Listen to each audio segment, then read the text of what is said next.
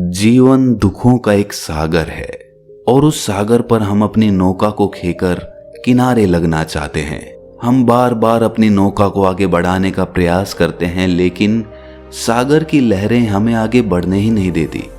हम अपनी बुद्धि से, अपने विचारों से जीवन के उन दुखों से पार पाना चाहते हैं, लेकिन हर बार एक नया दुख सामने आ जाता है।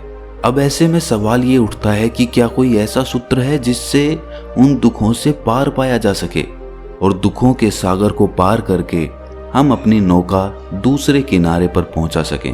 तो इसका जवाब आपको इस कहानी में मिलेगा। इससे पहले कि आप इस कहानी में खो जाएं, इस चैनल को सब्सक्राइब करना ना भूलें। एक बार गौतम बुद्ध अपने शिष्यों के साथ एक राज्य में प्रवेश करते हैं। जैसे ही उनके आने का सबको पता चलता है, ये बात पूरे राज्य में आग की तरह फैल जाती है कि बुद्ध राज्य में प्रवेश कर चुके हैं। बुद्ध और उनके भिक्षुओं के लिए राज्य के एक वन में ठहरने का प्रबंध किया जाता है। वो वन बहुत ही सुंदर होता है। वो सभी भिक्षु वन में कुछ दिन ठहरने का निर्णय लेते हैं। बुद्ध का उस वन में ठहरने का कारण ये था कि बुद्ध उस राज्य में उपस्थित लगभग सभी लोगों तक अपनी शिक्षाओं को पहुंचाना चाहते थे। उस राज्य में बहुत सारे लोग थे। उन सभी लोगों के मन में लगभग यही लालसा थी कि वो बुद्ध के प्रवचन को सुन सकें, सिवाय उस गांव के एक आदमी के। वो आदमी उस गांव का सबसे गरीब आदमी था। वो उस राज्य के एक छोटे से गांव में रहता था। उसका कोई परिवार भी नहीं था। बुद्ध जिस वन में ठहरे थे, उस वन की दूरी उस गांव से बहुत कम थी, लेकिन फिर भी वो आदमी बुद्ध की उपस्थिति से बिल्कुल अनजान था। वो भीख मांग कर अपना पेट भरता था और अपनी छोटी सी कुटिया में मस्त रहता था। जिस दिन बुद्ध ने उस राज्य में प्रवेश किया था, उस दिन वो आदमी सुबह सुबह उठकर अपनी कुटिया के पीछे जाता है और वो ये देखकर चौंक जाता है कि उसकी कुटिया के पीछे एक बहुत ही सुंदर कमल का फूल खिला हुआ है। उसे ये समझ नहीं आता कि आज अचानक यहाँ ये कमल का फूल कैसे खिल गया, क्योंकि आज से पहले कभी भी उस कुटिया के पीछे कोई फूल नहीं खिला था और ना ही कमल के पुष्प खिलने का कोई मौसम था। वो सोचने लगता है कि ये कैसे हो सकता है। उसे कुछ समझ नहीं आ रहा था। फिर वो सोचता है कि क्यों ना उस पुष्प का लाभ उठाया जाए। वो उस पुष्प को तोड़कर उसको बेचने का मन बनाता है। वो सोचता है कि इस बेमौसम पुष्प को बेचकर भला मुझे कितना धन मिल सकता है। मुश्किल से कोई एक समय का भोजन भी नहीं देगा। यदि कोई इसका सही दाम लगा सकता है तो वो राजा है, और वो उस पुष्प को लेकर राजा को बेचने के लिए निकल जाता है। रास्ते में उसे राजा का मंत्री मिलता है।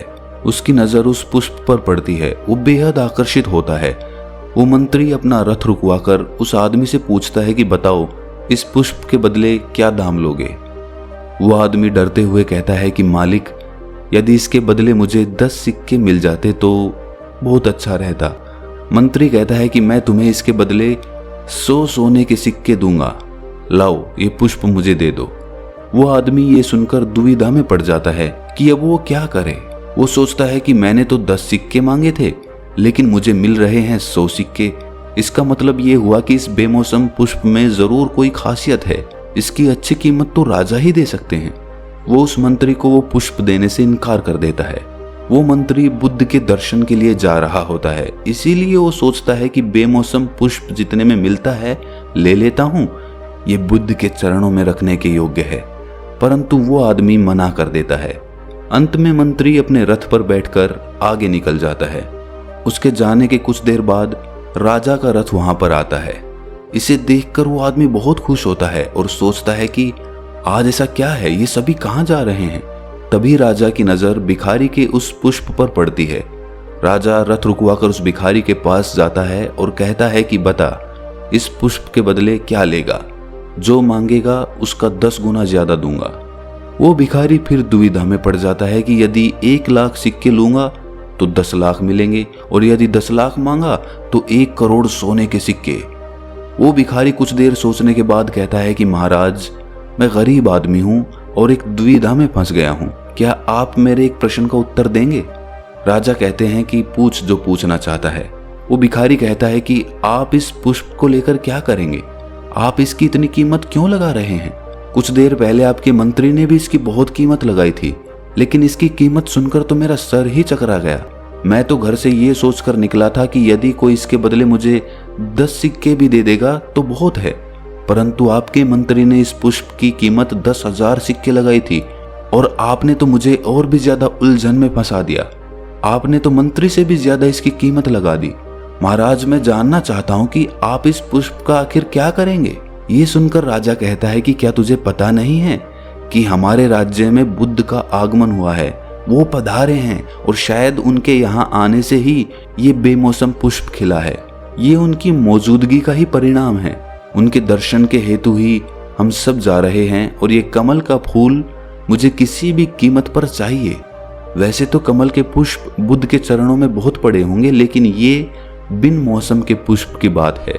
बिन मौसम पुष्प की बात कुछ और ही है।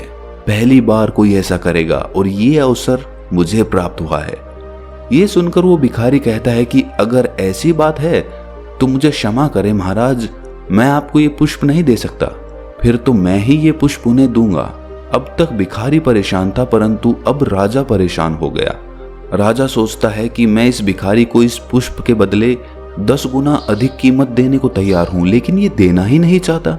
वो भिखारी कहता है कि क्षमा करे राजन, मुझे पहले ये ज्ञात नहीं था कि यहाँ महात्मा बुद्ध पधारे हुए हैं, लेकिन अब जब मुझे ये मालूम हो गया है तो मैं इस अवसर का स्वयं लाभ उठाना चाहता हूँ।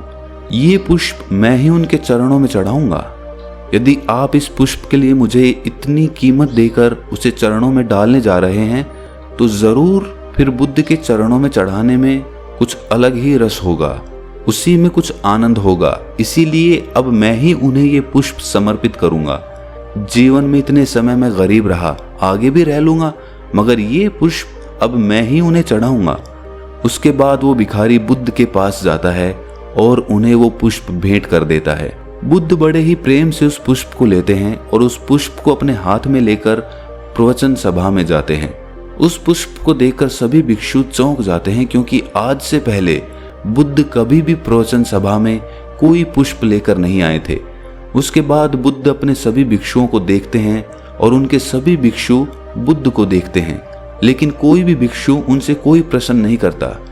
कुछ समय तक बुद्ध उस पुष्प को देखते हैं और उसके बाद वो अपने सभी भिक्षुओं को वो पुष्प दिखाने लगते हैं। उनके सभी भिक्षु उस पुष्प को बहुत ही ध्यान से देखते हैं। उन सभी भिक्षुओं में उनका एक भिक्षु उस पुष्प को देखकर रोने लगता है। इसके बाद बुद्ध अपने स्थान से उठकर वो पुष्प उस भिक्षु को दे देते हैं। इस घटना के घटने के बाद बुद्ध से ये प्रश्न किया जाता है कि ऐसा उस भिक्षु ने उस पुष्प में क्या देख लिया था कि वो रोने लग गया और अन्य भिक्षु देख ही नहीं सके। उस भिक्षु का नाम महाकाशक था। बुद्ध उत्तर देते हैं कि महाकाशक ने पुष्प देख लिया था। बुद्ध के उत्तर को सुनकर उनके बाकी भिक्षु चौंक कर कहते हैं कि हे बुद्ध, पुष्प तो हम सभी ने देखा था। बुद्ध कहते हैं कि जब तुमने पुष्प देखा था तो सिर्फ पुष्प ही नहीं, उससे जुड़े विचारों को भी देखा था, परंतु महाकाशक ने जब उस पुष्प को देखा तो पूरे साक्षी भाव के साथ देखा। वहां कोई सुंदर या बदसूरत नहीं था, वहां कोई विचार नहीं था, वहां बस पुष्प था और महाकाशक था। यदि तुम एक छोटे से तिनके को भी पूरे साक्षी भाव से देख सको तो जीवन तत्क्षण रूपांतरित हो जाता है। सिर्फ तुम्हारे देखने मात्र से जीवन बदल सकता है। इस कहानी में बुद्ध महाकाशक को एक सूत्र दे रहे हैं कि जब बुद्ध महाकाशक को पुष्प दे रहे होते हैं तो ये समझाने का प्रयास कर रहे होते हैं कि केवल साक्षी भाव तुम्हें तुम्हारे बंधनों से मुक्त कर सकता है। सभी भिक्षु उस सूत्र से चूक जाते हैं, लेकिन महाकाशक उस सूत्र को पकड़ लेता है, जिस वजह से उनकी आंखों में आंसू आ जाते हैं। दोस्तों, साक्षी भाव एक ऐसा भाव है जो विषय वस्तु से जुड़े बिना आपको उसका पूरा दर्शन करने का सूत्र देता है। जब आप साक्षी भाव से किसी चीज को देखते हैं तो आप अपने विचारों से ऊपर उठकर कि ये चीज अच्छी है, ये चीज बुरी है, उससे ऊपर उठकर उस चीज के दर्शन करते हैं, और वास्तविकता में यही दर्शन कहलाता है। अगर हम ध्यान के द्वारा अपने विचारों को शांत कर पाते हैं तो हम अपने दुखों को भी अपने से अलग करके देख पाते हैं, और जब हम अपने दुखों को अपने से अलग करके देख पाते हैं तो तत्क्षण हम पाते हैं कि हम हमारे दुखों से ऊपर उठ गए हैं।